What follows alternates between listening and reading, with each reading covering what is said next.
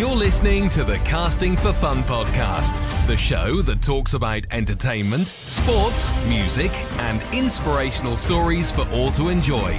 We're glad you could join us today. Sit back, relax, and enjoy the show. Now, here is your host, Albert Pineda. Welcome, everybody, to the Casting for Fun podcast. I am your host, Albert Pineda, and I'm back. I'm very happy and glad to say that I'm back. I've been away for a couple weeks because of illness, and I definitely want to take some time to talk about that because I feel really compelled to share the full story. I know a lot of my listeners would be very interested in hearing that, but at the same time, remembering that entertainment doesn't stop. So, the world doesn't stop for me or anyone else. So there's actually some really cool entertainment stuff to talk about, music related wise. And I definitely want to touch on that, but I'm going to probably divide this episode into segments, talking about music and entertainment stuff later on the show, such as Led Zeppelin celebrating the 50th anniversary of their classic album, Houses of the Holy. And then, of course, Depeche Mode recently released their most recent album. And my wife and I, Allison, have tickets for the Depeche Mode concert. So we'll be talking about that as well. But I do want to take a moment to discuss my recent health scare and my hospital stay and everything that was related to that. And to discuss that and dive into that is my wonderful and amazing wife, Allison, who obviously knows medical stuff way better than I do and will probably fill in the blanks and be able to properly explain what exactly happened to me. So, Allison, thank you for joining me tonight. Hi, I'm here. Hello, I love you. Thanks, love you too. I hope that wasn't too long-winded of me just to take over, but it's been a while since I've been in front of the microphone. You're good. Oh, thank you. So, for this segment, I want to talk about what happened with me recently in the past couple of weeks for my health. Allison and I are very transparent, so many people know of our infertility problems that we've had, things like that. And we share stuff on Facebook and social media constantly. And we did share a little bit of what was going on with me, but I think this is the opportunity to properly dive into what exactly was going on. So, is there anything you wanted to share before we jump in to what exactly was happening to me the past couple of weeks? I'm glad you're okay. Yeah, me Let's too. share that. I'm glad you're okay. It could have been much worse if we had waited longer, right? Mm-hmm. Okay. So shortly after I recorded and released the episode with my good friend Davis Bench, so this would have been back in the beginning of March, I was experiencing really bad stomach pains at work. And it just felt really painful. I passed a kidney stone before, and this was kind of different from the kidney stone because the kidney stone was just a sharp, consistent pain that wouldn't go away.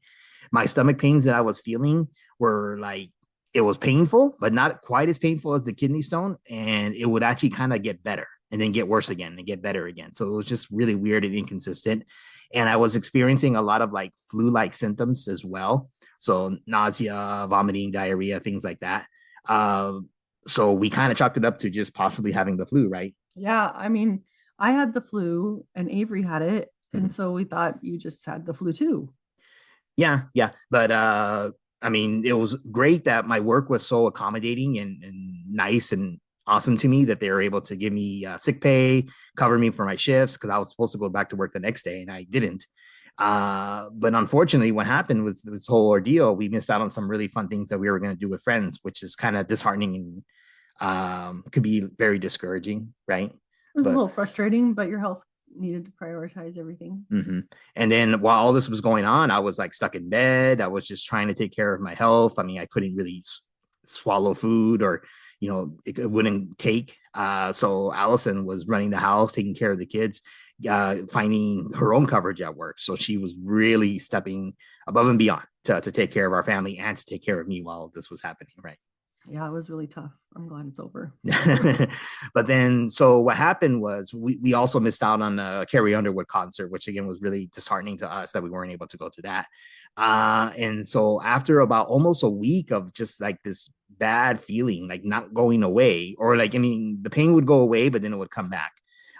We finally decided that we needed to go to the ER to finally have them check me out, see what's going on. And can you explain what exactly happened when they finally saw me? Yeah, so we ended up going in and they were really gracious and took care of us right away. And you got in and got a CT scan and some blood work. And we waited for the doctor to review the results. And as soon as they reviewed the results, they took us back to the emergency room like an actual bed spot.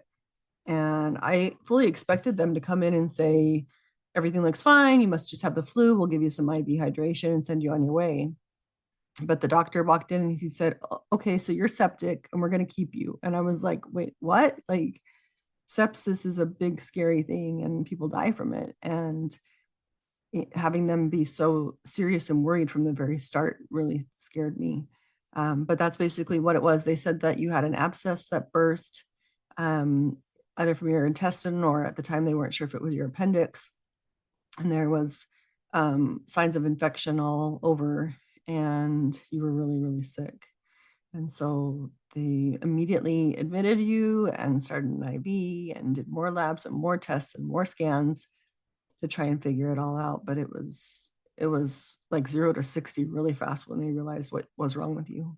Mm-hmm. Yeah. So I remember that night, I mean, as Allison mentioned, they gave me an IV. They had me on morphine and other painkillers to help me out with that, get me as comfortable as possible. And then it was the next morning that they did the procedure of like draining it. Can you explain that? Because that was a procedure I never was aware of, or that's how you would solve that. So if you can explain what exactly they did to me the next morning. Yeah. So they said you had a 13-centimeter abscess in your stomach, which was probably part of the intestine. And they did what's called a percutaneous drainage, where they stick a needle in there and suck the infected fluid out.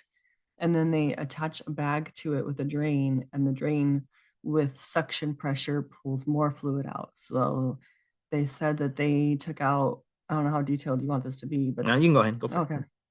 They took out 450 cc's of infected stuff initially with the draining, which was a lot. And then they had the bag attached and took out, I think they said like another 400 within 24 hours, and then 300 again. And then finally it got down to where it was nothing, so they could take the drain out. But it was quite a bit of fluid, and all caused by this abscess and from things bursting inside. Mm-hmm. Yeah, and then I remember they were constantly just the nurses and health professionals at San Antonio Hospital were fantastic and amazing and took really good care of me. But they would have to be coming in various times throughout the day and the night, checking my blood work and then switching my IVs and things like that. So it was hard to get rest consistently. So I was sleeping at weird times throughout the day. Allison kind of jokingly mentioned that I would turn on the news just to have it on in the background and sometimes just watch the news because I didn't really want to do anything else. I also had homework that I was supposed to be doing for my graduate program, and I kind of like just couldn't even study. It was just too difficult and hard. So I just made the most of my time, just lying in bed, having to use the bathroom frequently. And it was definitely a really difficult ordeal, but at the same time, I was grateful that I was able to get the help that I needed, because actually leading up to that, I think it was actually really painful, more so than I was maybe kind of letting on when before we went to the hospital. So just to know that I was getting on the mend and getting better, I think was actually comforting to me. Yeah, that's true. I think, yeah, you were pretty sick. And I think that sickness and the exhaustion and just how worn out your body was, like you would just lay there initially. You really weren't doing much more than in and out of sleeping. Mm-hmm. And for days went by that's all you did, because you were just so sick. Mm-hmm. So when you had the news on in the background and you weren't even watching it, I was like, this isn't my Albert, something's wrong. It was a little bit nerve-wracking because you weren't okay. And finally, when you started to surface a little bit and you were willing and interested in doing homework and watching other stuff on your tablet and stuff, I was like, okay, he's back to himself again. But those initial days of you just being so out of it were pretty scary. Yeah. And initially, we didn't really tell a whole lot of people. I think it was kind of more towards the end of my stay at the hospital that we kind of posted on social media, and word got out to outside of our immediate family, because obviously we kept them in the loop. And so our ward. And our ward knew from the start. Yeah, for our church friends here who were very loving and caring. I was actually really touched by the outpouring of love I received from everybody. Good friends who I haven't talked to in a while, friends who have been on the podcast. Like as soon as like the word got out, like it was probably like that Sunday before I was discharged, because I was discharged Monday last week. I was just getting constant text messages from people, messages like, hey, we're cheering for you. We're praying for you. We're hoping you're going to get better as quickly as possible. We love you. It was just really, really touching to me. And then to hear from Allison that people were constantly asking her personally, hey, how's your husband doing? How's Albert doing? And the fact that so many people stepped up to help you while you were running the house by yourself was really touching for me to hear. Yeah, I mean, I couldn't have done it without the support we received. We just had such an outpouring of love. And in the beginning, there was a lot of issues with figuring out childcare because the kids weren't allowed in the hospital. And then my work schedule, trying to figure that out. And then trying to be there with you because I knew that you weren't in a place to make decisions or take care of yourself. And I wanted to be there as an advocate for you. Even though, again, they took fantastic care of you, I just felt like you needed someone there. So that was really hard for me. And so there would be most days in the beginning where I would figure out childcare, leave the kids, spend the whole day with you, and come home late at night after they'd already been put to bed and fed by whatever meal was dropped off graciously from our church friends. And then I would eat like at 10 o'clock at night and collapse in bed for a few hours and then get up and do it again. So it was really a tough season of just like trying to be a robot and survive and balance everything. But I couldn't have done any of it without the support that we had from our family and friends. Oh, absolutely. So we're eternally grateful for everybody for the love and support and the well wishes. And we got the good news because, again, one other part that I wanted to mention was that they were worried initially that I might have had to have emergency surgery done there if not enough of like the infectious part was coming out. But the good news is that it did. So that we're I guess tentatively, if you wanted to know the resolution for it, I am tentatively scheduled for outpatient surgery, right? To a very minimal procedure that needs to be done to correct it and hopefully fix it so that this never happens again. But it could have been much worse. So again, I'm grateful for that things ended up not being as bad as they potentially could have been. Yeah, we really dodged a bullet with that. I mean, you still have to have surgery and we still have that process to go through, but I'm grateful they can do it in a controlled setting versus when there's infection and inflammation and all sorts of stuff going on with your body. Yeah. And I'm grateful that I'm on the mend. So, I mean, I've been home for a week now. And it's been just tiring. Like I'm not able to do all the tasks that I would like to do, but things are starting to get back to normal, which is good. And excuse me. I am able to, take care of the kids and, make them meals, but not really do a whole lot of physical activity like I used to do before. Clean for a little bit, but I find that I kind of get winded pretty easily. But it's getting better. Each day is getting better and better. So I'm grateful for that, and then grateful that we can kind of go back to some normalcy and do the fun things that we want to do, such as the Depeche Mode concert coming up this week. So again, just really grateful that things turned out the way they did. Absolutely. We had several doctors and nurses say that, with the sepsis that you could have died from it had your body not fought it off and had we not treated you in time. And they were given some pretty heavy duty antibiotics and thankfully treated you and caught it, but it really could have been a different outcome. So we are so blessed. So huge thank you to everyone who showed the love and support. Again, some people may be listening to this and maybe not even been aware that I had gone through all that. So now you know. One thing that I guess I learned from this whole experience is trust your support group, your support team. Trust your friends. They love you. They want the best for you. Try and seek out help as soon as you can. I guess that's one thing we kind of learned from that experience as well. It's difficult to say when you really need help because, again, I've had flu symptoms before, and it seemed like it was just I don't know, just pain, and didn't want to have to my day-to-day life still needs to continue. I can't really stop and take the time, but it really is important. So that's what I would suggest for everybody. Do the best to take care of your bodies, and if you really feel the need to go in, I suggest go in and have yourself checked out. I think I also learned how important it is to really know the people that you are going to serve, because a lot of the people who served us knew our family so well that they knew exactly what we would need. And so some of the basic needs, like the meals, which were so necessary and so appreciated, were met but then we also had people with the childcare and offering to do laundry and going grocery shopping and things that they knew that we would need on top of that. And so it was really tender to me as a testimony to knowing those that you are going to serve before you serve them. Absolutely. Yeah. Yeah. So thank you again for everybody listening. I hope for those who are interested in wanting to know more, that this kind of painted a picture as to what I've been dealing with the past couple of weeks and why I haven't recorded in so long. But again, I'm glad to be back. I'm glad that I'm on the mend and that things are looking up. And I'm going to keep the podcast going because this is therapeutic for me. It's fun. I love doing this, and I love getting to share my life with friends and family, anybody who's listening. So I hope it wasn't too much of a downer, but I'm assuming most of my listeners probably really were concerned and wanted to hear this story. But I'm going to get back to the entertainment. Don't worry about that. Mm-hmm. Was there anything else you wanted to add from the whole experience that we went through? Just grateful.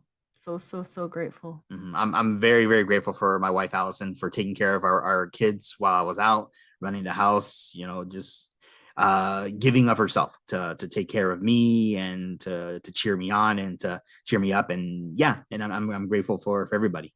So thanks again.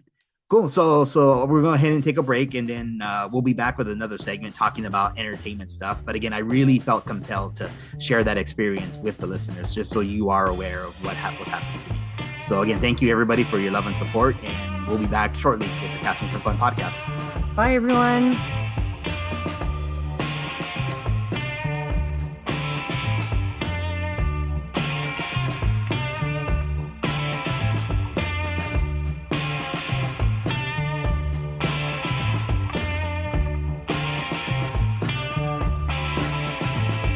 So welcome back to the show. For this segment, I wanted to take a couple minutes to commemorate and honor the 50th anniversary of Led Zeppelin's iconic album, Houses of the Holy.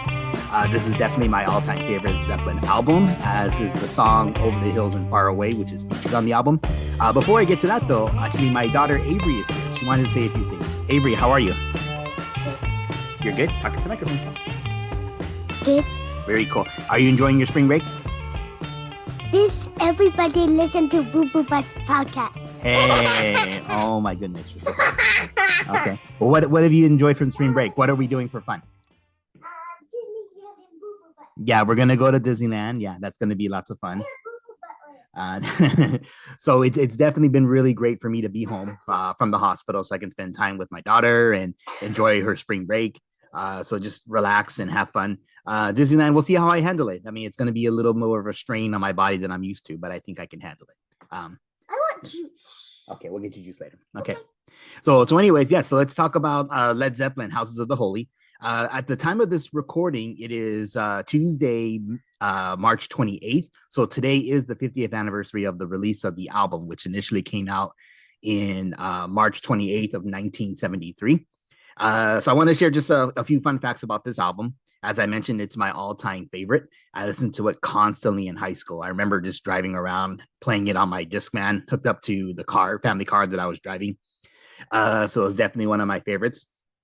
And then speaking of daughters, it's actually pretty cool. The song The Ocean features the line that says, I'm singing all my songs to the girl who won my heart. She's only 3 years old, and that's a real fine way to start. This is in reference to Robert Plant's daughter, Carmen Plant, who was 3 years old at the time of writing of the song, which is pretty cool. So I guess anytime artists or bands or whoever's talking about the love and affection they have for their daughters, it kind of speaks to me now as a father. So again, The Ocean is definitely one of my all-time favorite Zeppelin songs.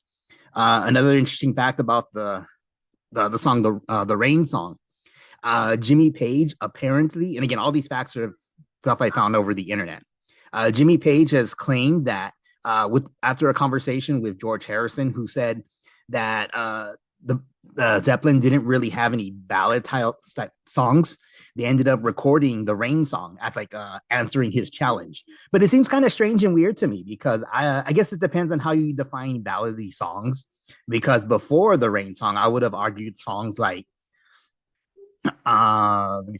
Stairway to Heaven or Days of Confused, stuff like that had been released before the Houses of the Holy would have kind of constituted When the Leaves Break, also from Led Zeppelin 4, would have kind of constituted more ballad style songs, but to each their own, I guess. But It's interesting that that's kind of how the Rain song came about. Uh, let's see here. It's kind of interesting to consider that today, I mean, the album has sold 11 million copies worldwide, but it was actually kind of a critical failure. Like, I mean, it got really bad reviews from musical critics, and I guess that was kind of disheartening to the band. But it was pretty cool that they were able to sell out Atlanta's Brave Stadium back in 1973 before, you know, the album was released. So, I mean, you can tell that there was a strong audience reception. The fan reception was much better for the album as opposed to it was critically, which I always think is kind of interesting too. The opening song of the album, The Song Remains the Same, was an instrumental initially titled The Overture, and then it eventually got words and lyrics to it. But I mean, that's also a really great song as well. Over the Hills and Far Away and Dare Maker were both released as successful singles in America, but technically they didn't release any singles in England, which is kind of interesting to me as well. And Dare Maker, I think, is a really excellent, amazing song, really incorporating rock and reggae together. The Police would later incorporate that sound as well. And then, of course, 311, one of my all-time favorite bands, would do that as well, too. So Dare Maker, I mean, I could be mistaken, but it could be one of the very first examples of kind of incorporating rock and reggae together, which is really cool. So we can kind of see that with this particular album, Led Zeppelin was really being experimental on their sound and what they were trying to accomplish. So for that reason, I mean, I would consider it to be their best work. But I'm interested to hear what my friends think of this particular record, especially those who grew up in the 70s, listened to Led Zeppelin when they were fresh and releasing music at the time. What's your favorite Led Zeppelin album and song? So when you hear this recording, it will be a week old or so, but there's never a bad time to listen to Led Zeppelin music. It's always great and awesome. And Houses of the Holy, yes, it definitely gets my highest recommendation. So yeah. Okay, I'm going to go ahead and take a quick break. When I come back to the podcast, my wife, Allison, will rejoin me, and we're going to be talking about our concert experience, getting to see Depeche Mode perform at the Kia Forum, which I'm really, really looking forward to. After being bedridden for a couple weeks, it's kind of nice to get out and do something fun, and I'm confident that my body can handle it, and it's going to be a great time. Okay, so thanks again for listening, and I'll be back shortly.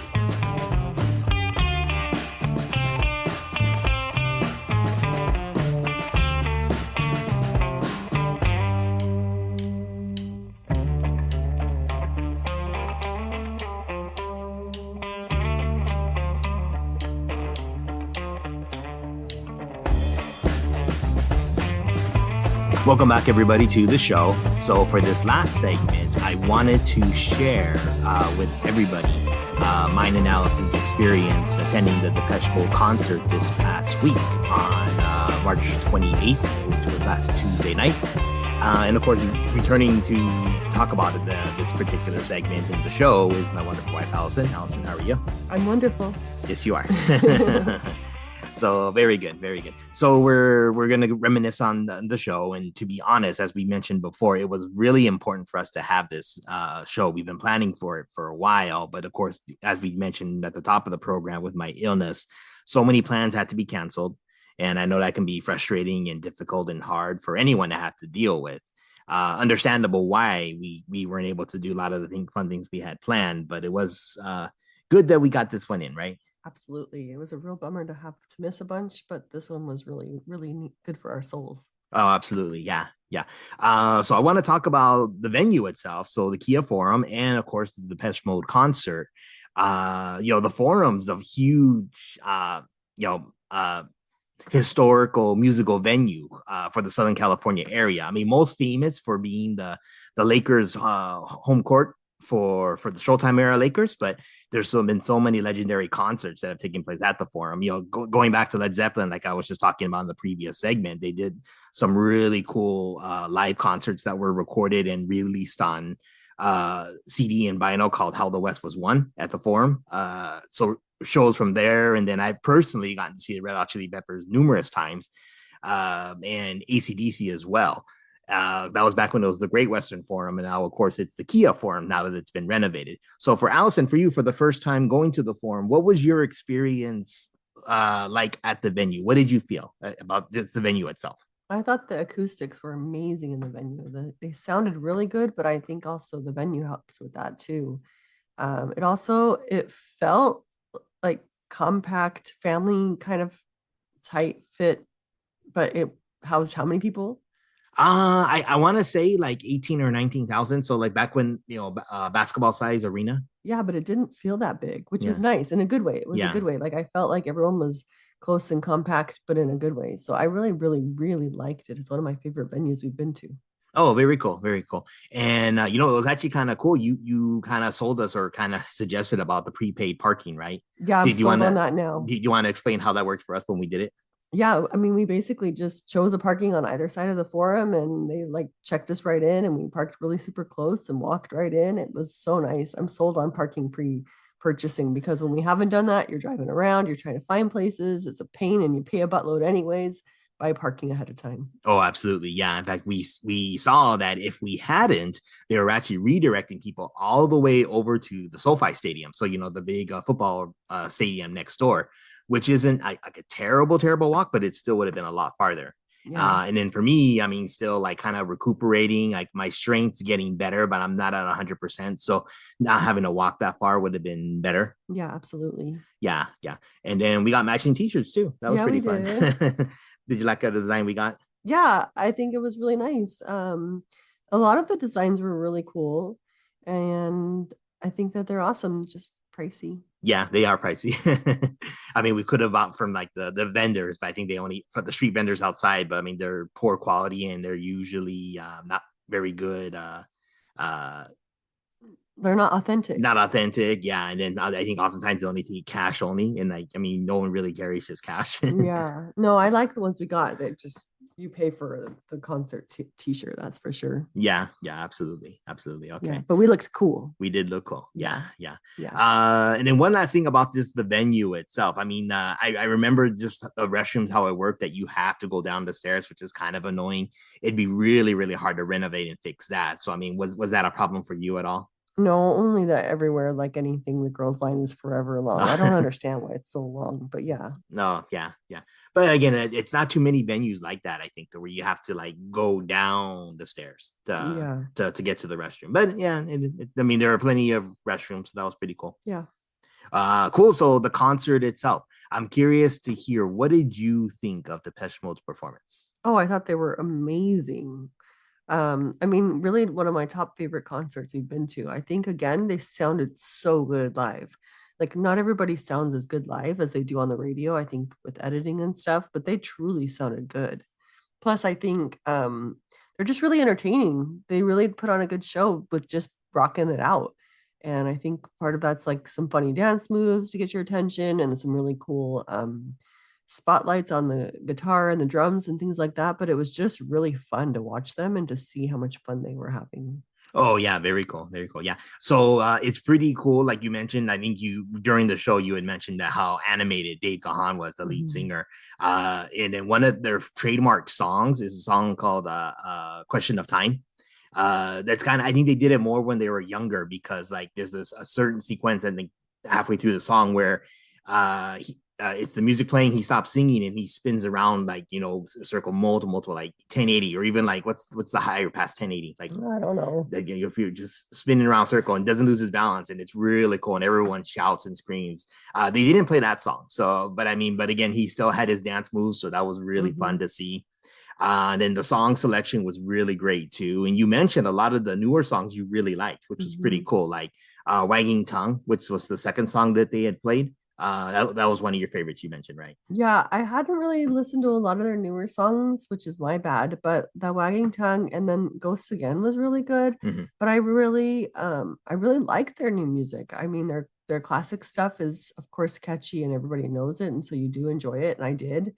But their new album was just as good. It was really good. Yeah, absolutely. And then what I want to share also with Setlist, this is pretty cool. Like, so bands like Depeche Mode and other names I'm just gonna throw out. So 311, Metallica, the Red Hot Chili Peppers, bands that have been together for decades and have done many albums together that have a huge library of songs, will actually post their set list on their websites. So they archive all the songs that they've ever done for any show that they've ever done, which is pretty cool. And then they'll have like statistics to say like, that they last played the song at this date, talk about specific things, unique facts about each song, which is really cool. And then if you're interested, there's a website called setlist.fm.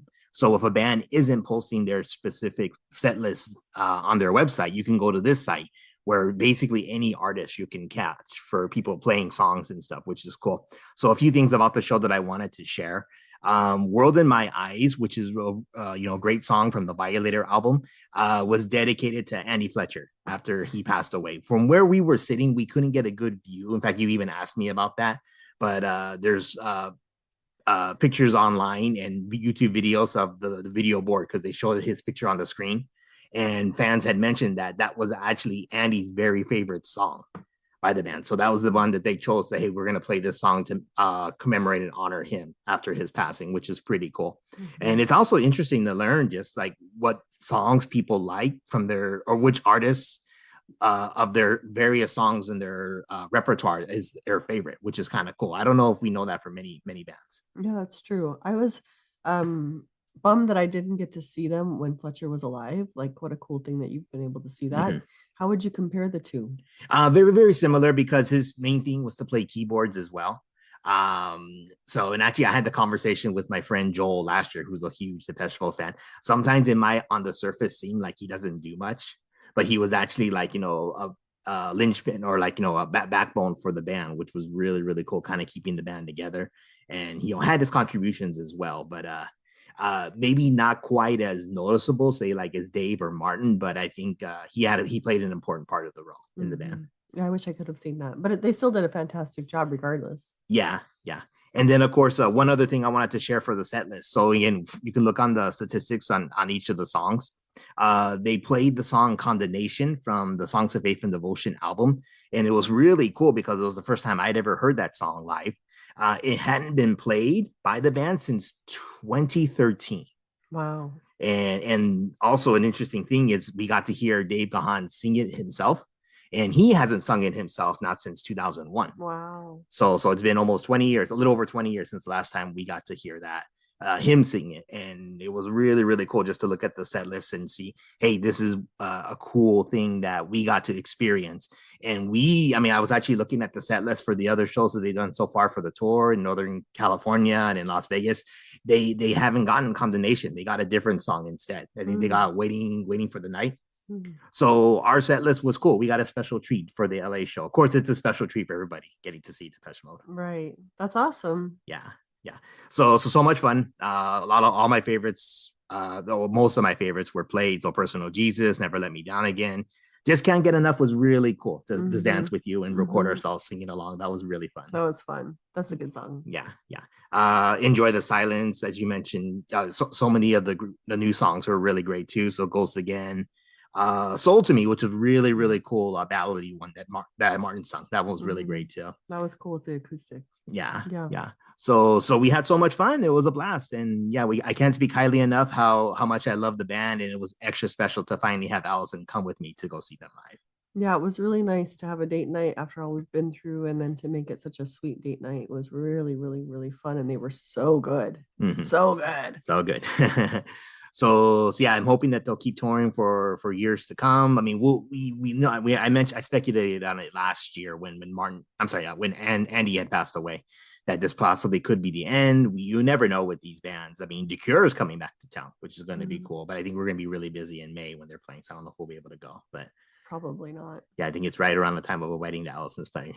But yeah. So again, really happy that I was able to take Allison to the show, that I was well enough to go, and that we had so much fun and just had our date night, and that things are looking up for me. Like I'm moving forward with my health, which is really good. I know because I haven't recorded in many, many weeks. My listeners have probably been wondering, hey, how am I doing? So I'm grateful that I got to share earlier segment how I'm doing physically and share my story. And then of course, share how Allison and I are coping and moving forward with it. So like we did with the Depeche Mode concert.